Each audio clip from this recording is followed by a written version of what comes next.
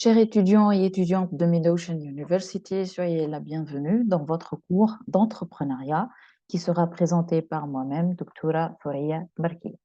Alors, mon parcours académique a commencé par avoir une maîtrise en système d'information des affaires, au cours de laquelle j'ai créé un logiciel de gestion commerciale pour une PME. J'ai ensuite continué mes études pour avoir une master de recherche en entrepreneuriat, au cours de laquelle j'ai étudié l'entrepreneuriat au milieu universitaire. Donc, j'ai poursuivi pour avoir aussi une master professionnelle en commerce international, import-export, dans laquelle j'ai étudié la sûreté et la sécurité portuaire. Comme parcours professionnel, j'ai eu l'occasion d'enseigner les disciplines suivantes: le développement personnel, la communication et la gestion de stress, le coaching relationnel, les principes de gestion et les principes de management. Alors, j'ai choisi pour vous introduire le module d'entrepreneuriat quelques citations que nous allons ensemble les expliquer. Alors, premièrement, le progrès est impossible sans changement. Et ceux qui ne peuvent changer leur esprit ne peuvent absolument rien changer. Un point essentiel que vous devez tous le comprendre et le bien saisir, c'est que pour avancer, pour faire un pas en avant, il est impératif de changer. Donc, on ne peut pas ne pas changer et attendre que quelque chose de nouveau se réalise.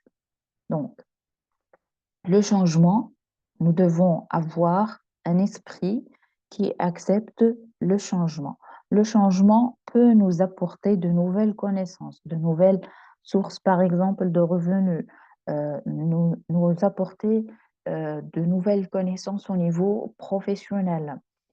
Ça, c'est important. Donc, le changement, il est important pour que nous puissions réaliser quelque chose. Ensuite, les idées sont par elles-mêmes quelque chose de fort précieux, mais ce ne sont jamais que des idées. Il est à la portée de tout le monde d'en concevoir, mais ce qui importe, c'est d'en tirer une application positive. Certes, nous avons tous des idées en tête, d'accord? Ces idées, elles sont vraiment précieuses parce que parmi ces idées, euh, nous avons un fort potentiel et une forte possibilité de les appliquer, de les concrétiser sur terrain. D'accord? Sinon, ça va rester uniquement des idées. D'accord? Ici, ces idées, euh, on va composer cette idée-là. Nous allons trouver comment nous pouvons réaliser. Ça veut dire quelles sont les étapes, les procédures, quels sont les moyens essentiels, les ressources essentielles pour que je puisse appliquer et réaliser cette idée sur terrain pour pouvoir en bénéficier. Et cette application sur terrain, elle sera concrétisée comment? Par la construction ou la création d'une entreprise qui est tout au sujet de faire quelque chose pour en être fier, de créer quelque chose qui va faire une réelle différence dans la vie d'autres personnes. Ça veut dire lorsque vous allez créer votre entreprise, ça veut dire il y a un sentiment de fierté. Vous avez réalisé quelque chose. Vous avez permis de créer une nouvelle chose, de créer une entreprise que de A jusqu'à Z, d'accord? Euh, c'est une réalisation, euh, c'est euh, c'est votre, c'est votre participation euh, pour, donc, pour que les autres gens puissent en bénéficier aussi, d'accord? Parce que vous allez créer donc ici ce qu'on appelle une dynamique économique. Vous allez certainement recruter d'autres compétences, des ouvriers, des employés, des cadres, et vous allez participer donc à l'animation de la vie économique. Chaque fois que vous voyez une entreprise qui réussit, dites-vous que c'est parce qu'un jour, quelqu'un a pris une décision courageuse. Cette citation nous amène à savoir que pour devenir entrepreneur, il faut avoir un mindset, il faut avoir un mental d'acier, il faut avoir du courage, il faut oser prendre le risque. Donc, cette citation nous amène à savoir que pour devenir entrepreneur, je dois donc avoir certaines compétences, certaines attitudes pour en bénéficier de ce statut d'entrepreneur. Le succès est un professeur pervers. Il séduit les gens et leur fait croire qu'ils ne vont jamais tomber. Ici, ce que vous devez savoir, c'est que l'entrepreneur ne s'arrête jamais. Qu'est-ce que ça veut dire l'entrepreneur ne s'arrête jamais?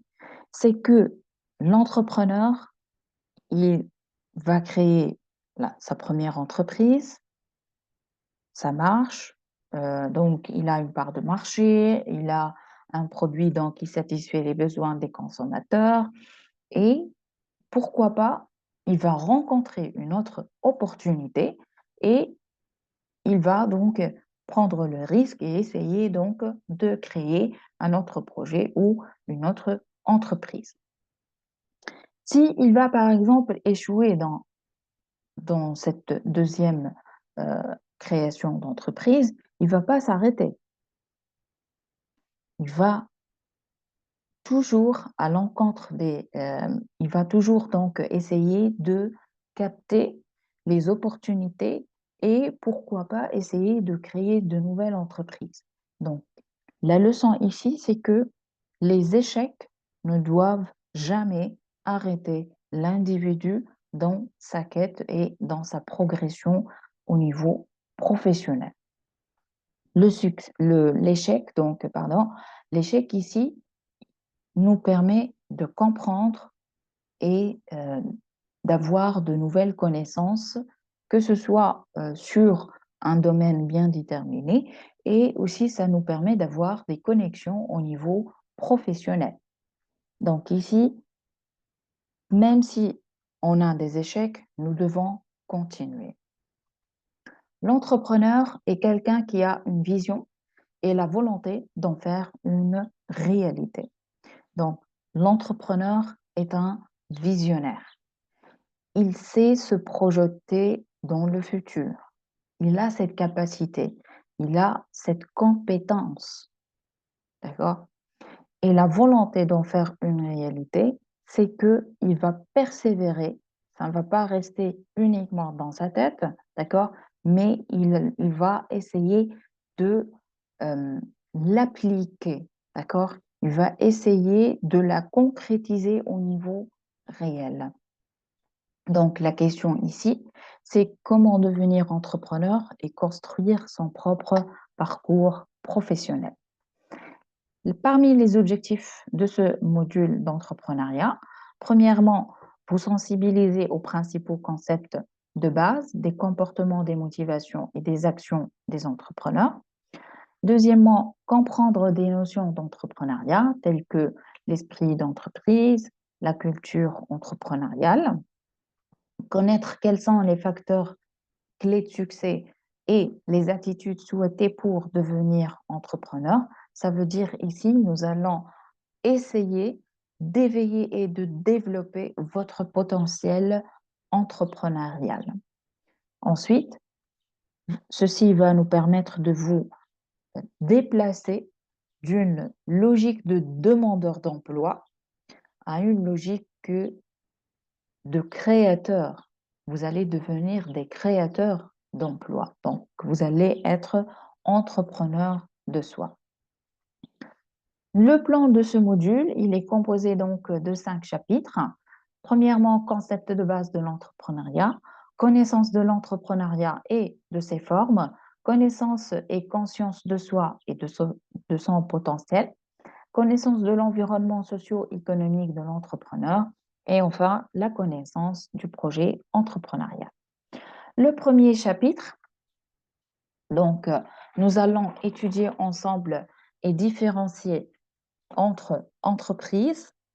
Donc, qu'est-ce que ça veut dire entreprise? Ça, c'est une question que vous devez savoir sa réponse parce que euh, c'est le premier noyau pour faire votre pas en avant. Ça veut dire, est-ce que, euh, quels sont par exemple les objectifs de l'entreprise, les missions de l'entreprise, les valeurs de l'entreprise, quels sont les objectifs de l'entreprise, euh, quel est le type d'entreprise que vous, en tant qu'entrepreneur, vous allez créer, quelle est la forme juridique donc de l'entreprise. Tout ça, donc, il faut comprendre tout d'abord qu'est-ce que c'est que l'entreprise. Ensuite, qu'est-ce que c'est que l'entrepreneur? Nous allons définir ensemble qu'est-ce que c'est que l'entrepreneur et qu'est-ce que c'est que l'entrepreneuriat. Ensuite, nous allons différencier aussi entre la culture, lorsqu'on parle de culture, c'est quoi une culture dans un pays, d'accord? De quoi elle est composée, d'accord? La culture d'entreprise, parce qu'il y a une différence entre la culture d'un pays et la culture d'entreprise. Vous, en tant qu'entrepreneur, vous allez créer votre entreprise. C'est déjà le terme donc entreprise, il est clair, il est bien défini. Donc, vous avez tous les paramètres concernant votre entreprise. Maintenant, on va parler qu'est-ce que c'est que la culture d'entreprise et pourquoi l'entreprise, elle doit avoir une culture. Pourquoi c'est important? Et est-ce que c'est la même chose lorsqu'on parle de culture d'un pays? Oui ou non? Et nous allons aussi comprendre qu'est-ce que c'est que la culture entrepreneuriale. Y a-t-il une différence entre culture d'entreprise et culture entrepreneuriale? Ça aussi, c'est important à savoir. Nous allons aussi voir ensemble quelques mythes et métaphores paradoxes de l'entrepreneuriat. L'entrepreneuriat aussi et ses valeurs. Donc ici, pour être entrepreneur, on doit avoir certaines valeurs. Alors, quelles sont? Et nous allons étudier ensemble les approches entrepreneuriales. Dans le deuxième chapitre, nous allons comprendre la nécessité de l'entrepreneuriat dans un monde en mutation. Lorsqu'on parle de mutation, on parle de changement. Donc ici, d'un jour à un autre, d'une période de temps à une autre, le monde, il est en train de changer. Les économies, ils sont en train de se développer. Elles se développent suite à quoi? Suite donc à, par exemple, la situation environnementale, le- les besoins du consommateur, donc ils sont en train donc de changer. Donc de nos jours, le consommateur n'est pas uniquement un simple consommateur, mais il devient un consommateur qui est exigeant. Donc ici, lors de processus de fabrication, on doit prendre en considération des exigences donc, du consommateur. Et n'oubliez pas donc cette mutation, elle va nous apporter des changements que nous pouvons aussi en bénéficier, comme par exemple les nouvelles technologies de l'information. Elles facilitent donc les échanges entre, entre les entreprises, entre les différents États. Et cette nouvelle technologie va nous apporter des améliorations dans les procédés de production et de fabrication. Donc, ça va nous faciliter la tâche et aussi ça nous permet d'avoir des produits de meilleure qualité. Ici, un point qui est essentiel, n'oubliez pas donc ici un phénomène donc qui est très important pour nous, c'est le développement durable. Donc ici, on essaye donc de créer des entreprises qui sont plus respectueux donc à la nature. Donc, grosso modo, donc l'entrepreneuriat, elle est essentielle et elle est importante parce que elle nous permet donc de créer notre propre emploi, de satisfaire, de satisfaire un besoin d'un consommateur. Ici, lorsque je parle donc de cette mutation, on parle de euh, le fait que vous, en tant qu'entrepreneur, vous devez être toujours en contact avec votre environnement parce qu'on ne sait jamais quelle est l'opportunité que vous allez la capter et essayer de l'exploiter. D'accord? Donc ensuite, on va parler des formes de l'entrepreneuriat, la typologie et exemple. On a de l'entrepreneuriat qui est individuel, donc, et l'entrepreneuriat collectif. Concernant les formes, on a différentes formes. Donc, soit on va créer une nouvelle entreprise de A jusqu'à Z, soit on va créer une entreprise par essaimage, par franchise, par reprise, cession ou transmission d'entreprise. On peut parler aussi d'entrepreneur organisationnel ou d'intrapreneuriat. L'entrepreneuriat coopératif collectif et l'entrepreneuriat social ou solidaire. Donc ici, lorsque on écoute donc euh, les médias, on parle donc ici, on écoute souvent ces notions-là, le développement, l'entrepreneuriat donc social, ça sert à quoi? On parle aussi d'intrapreneuriat.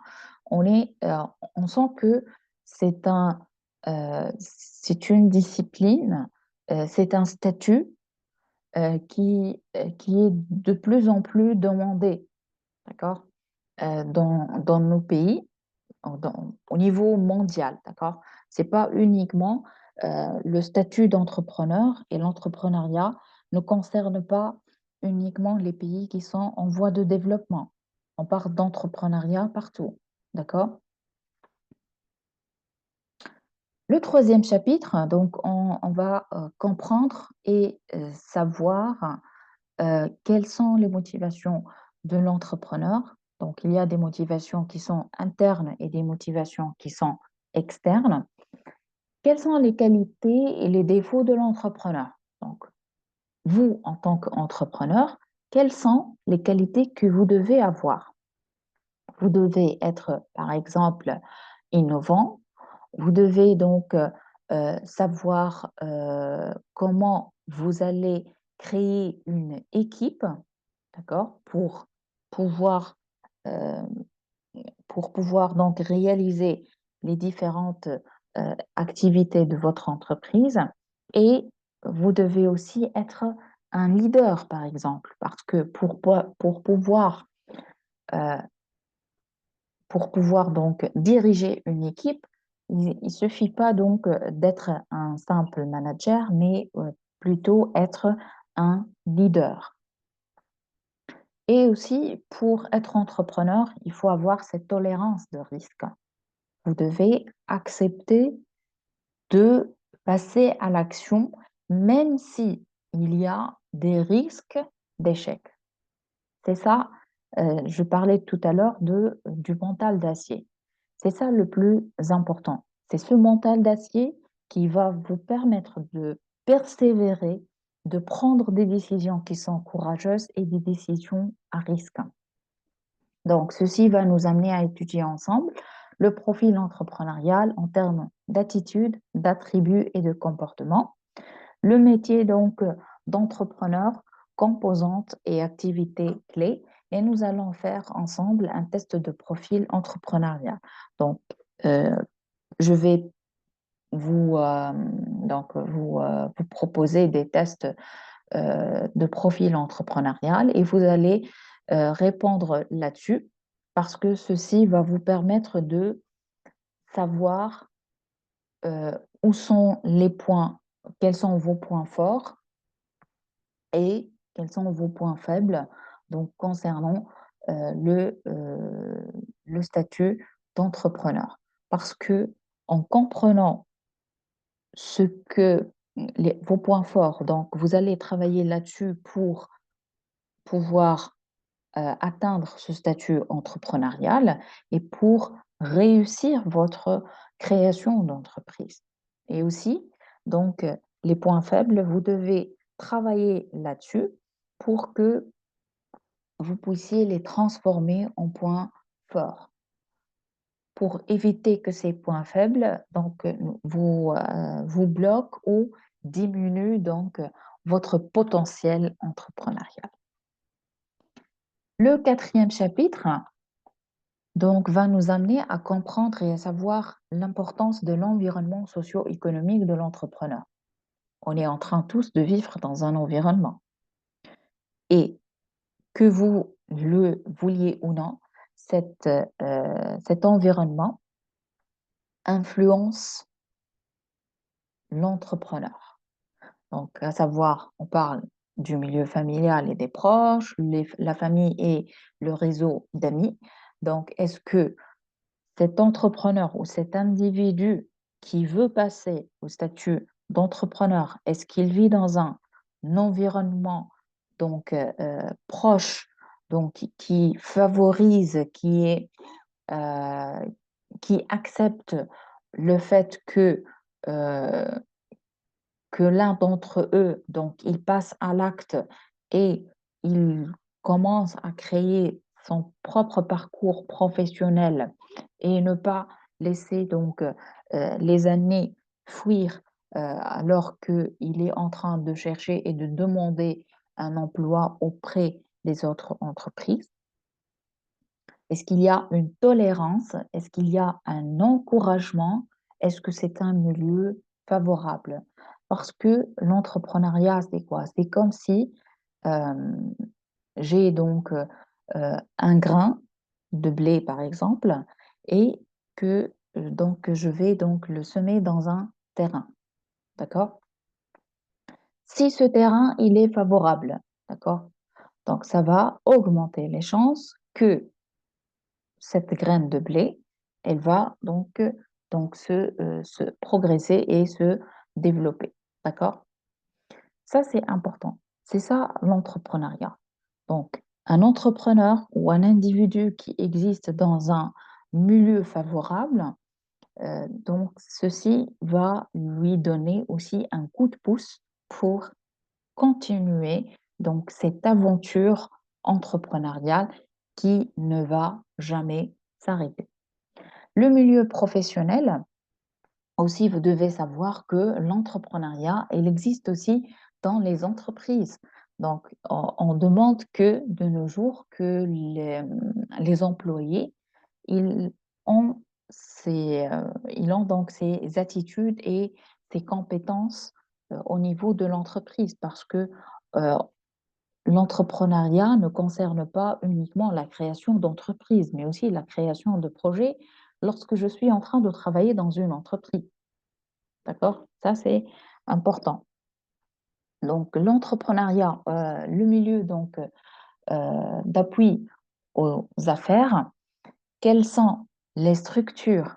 Et ça, c'est une question essentielle que dès que vous allez écouter donc, euh, cette, cette première donc, séance, vous allez chercher chacun d'entre vous dans son pays, quelles sont les structures d'accompagnement, parce que pour être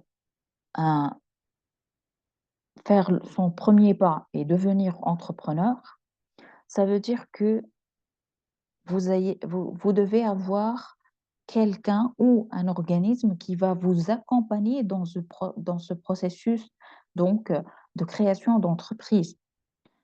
Donc, l'accompagnement, il est essentiel parce que vous devez avoir quelqu'un qui vous montre, disons, qui vous montre les meilleures pratiques, comment vous allez faire votre démarche pour créer cette entreprise. Et après création même, vous devez être toujours en relation, donc avec ces structures d'accompagnement. Les structures de formation et d'information, ça aussi c'est essentiel. Avant de commencez votre processus de création et au cours aussi, vous pouvez toujours bénéficier de ces structures de formation et d'information et aussi quelles sont les structures de financement qui peuvent financer un individu qui a une idée de projet, une idée donc d'entreprise. Donc ici, chacun, ce que je vous demande, c'est que chacun d'entre vous, vous devez connaître et avoir des informations qui sont précises sur les structures d'accompagnement, les structures de formation et d'information et les structures de financement qui existent dans votre pays, d'accord, pour que vous puissiez les contacter et donc en bénéficier de leurs services pour créer votre entreprise. Ensuite aussi, on peut trouver dans certains pays le milieu donc associatif, ça veut dire des clubs et des associations, par exemple des anciens diplômés. Le 5e chapitre, on va passer ensemble à l'action. Nous allons comprendre qu'est-ce que c'est que le projet entrepreneurial.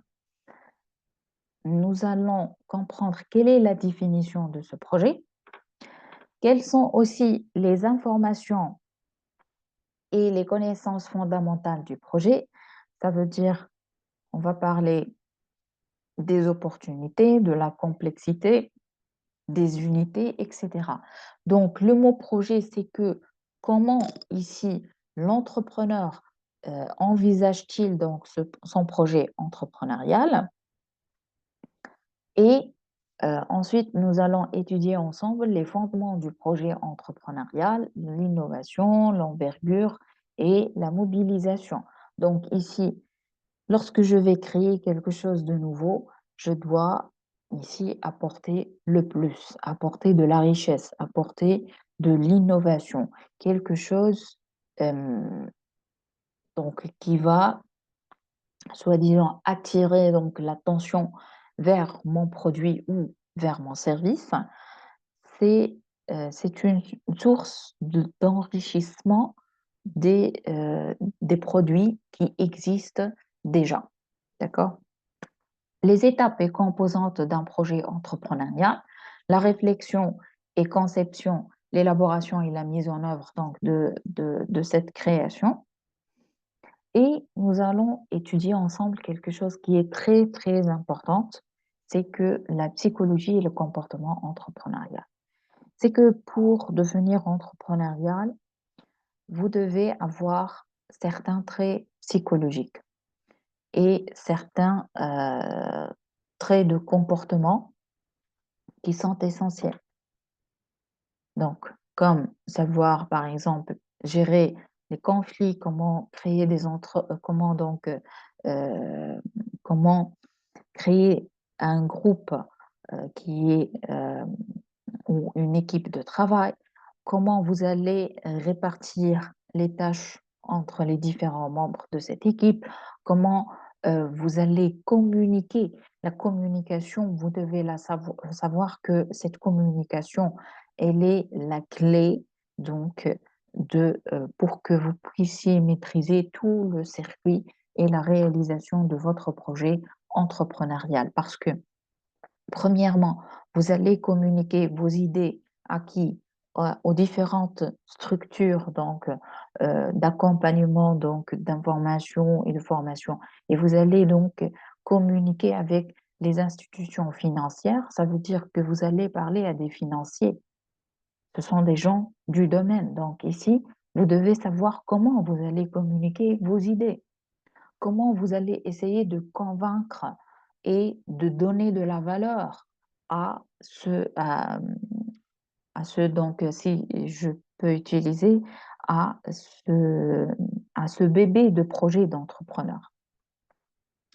Si on ne peut pas et si on ne sait pas comment on va communiquer cette nouvelle idée de projet, certainement donc nous aurons des problèmes pour avoir des financements ou pour avoir de l'accompagnement. La communication aussi, elle est essentielle parce que vous allez aussi communiquer votre produit ou votre service à des clientèles. Comment? Vous devez toujours savoir le comment, quelle est la manière, quelle est la meilleure façon de faire, la publicité ou de parler, le fait de parler de votre produit ou de votre service aussi, c'est important. Lorsqu'on parle de psychologie, donc ici, on parle de la capacité de forger, de persévérer, de continuer malgré les problèmes, les échecs, les obstacles, par exemple, le manque de ressources. Ça ça, c'est important pour le statut d'entrepreneur. Comme donc petite conclusion, ne soyez pas accro à l'argent, travaillez pour apprendre, ne travaillez pas pour l'argent, travaillez pour la connaissance. Heu, c'est la connaissance qui va vous permettre de gagner de l'argent. Donc sans la connaissance, sans le fait d'entrer dans les expériences, sans le fait de prendre le risque, sans travailler, parce que le travail, c'est capital, c'est essentiel. Travailler pour apprendre, lorsque vous allez apprendre, c'est cette connaissance-là que vous allez la combiner et l'ajouter à d'autres connaissances.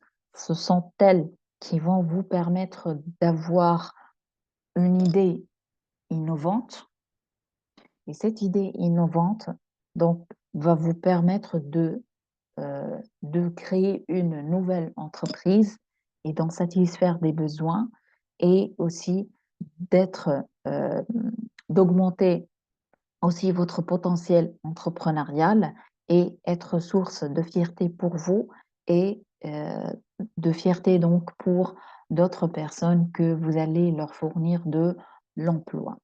Alors, j'attends de vous donc des réponses sur les questions que j'ai déjà posées, d'accord? Et on se voit, Inch'Allah, dans la première séance de discussion. Jusque-là, soyez en bonne santé, Inch'Allah. À la prochaine.